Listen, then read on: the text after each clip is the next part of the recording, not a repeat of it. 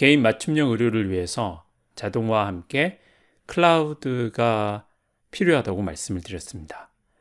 더불어서 새로운 분석 방법이 왜 필요한지 여기서 말씀드리고 싶은데요. 이 분석이라고 했을 때는 결국 의료 데이터가 있을 때 그것을 가지고 인간의 생명을 다루는 의학 지식을 만들어내는 과정이라고 말씀드릴 수 있습니다. 어떤 데이터가 있을 때 그것을 분석해서 근거를 마련해서 의료에 활용하는 것이 근거 중심 의학입니다. Evidence-based medicine이라고 하는데요. 이렇게 하는 이유는 의료라는 것이 데이터가 있을 때 분석해서 그냥 바로 사용할 수 있는 것이 아니라 환자의 안전과 생명을 다루기 때문에 임상시험이라는 그러한 공적인 과정을 거쳐서 공적인 검증 절차를 거쳐서 실제 의료에 활용이 되는 것이죠. 그런데 기존의 분석 방법은 개인보다는 집단 평균에 그리고 어떤 시간에 따라 변하는 역동적인 관계보다는 정적인 관계에 초점을 맞추고 있습니다. 그래서 거기서 이제 사용되는 수학이나 통계 기법이 이제 다중선형 회귀, 최소 제곱법 이런 것들이 이제 그런 방법인데요. 개인 맞춤형 의료라는 맞지가 않는 거죠.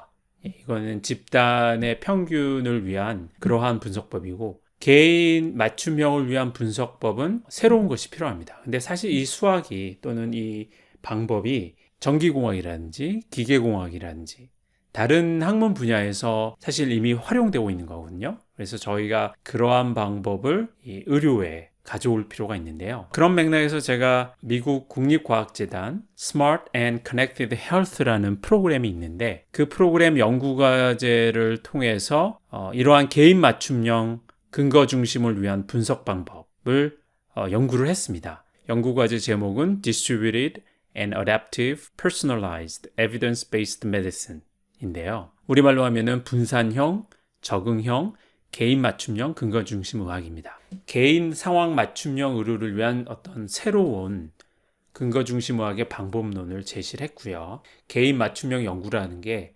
빅데이터를 요구하고 다양한 알고리즘이라든지 그런 접근법을 요구하기 때문에 클라우드 사용이 필요하다고 말씀드렸죠. Serverless Nano Service, Serverless Nano Service라는 것은 이 과목에서 나중에 자세히 말씀을 드릴 텐데요.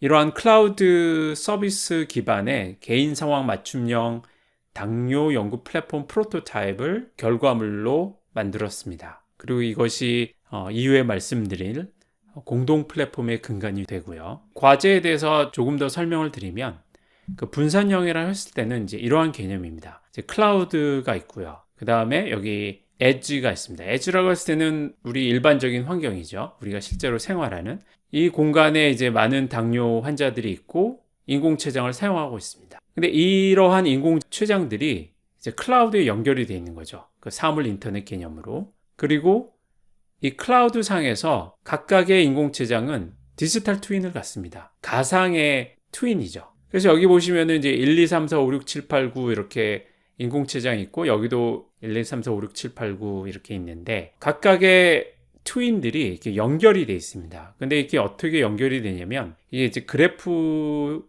데이터베이스를 이용해서 그래프 형태로 연결이 되는 건데 이 나이나 체중, 신장, 병력 등의 조건이 비슷한 정도에 따라 이 환자 간의 거리가 결정이 되는 거죠.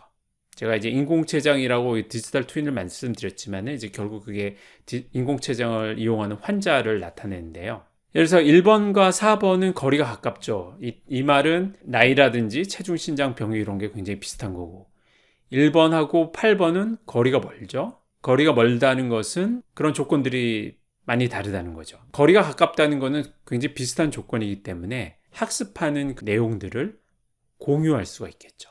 비슷하니까 공유하고 그걸 서로에게 도움이 되는 방향으로 이제 이용을 할 수가 있습니다. 그래서 개인 맞춤형 인공췌장이지만 가까운 환자들, 가까운 이웃과 학습을 공유하면서 이렇게 분산된 형태로 집단 학습을 하는 것이 이 접근법의 특징이 되겠습니다.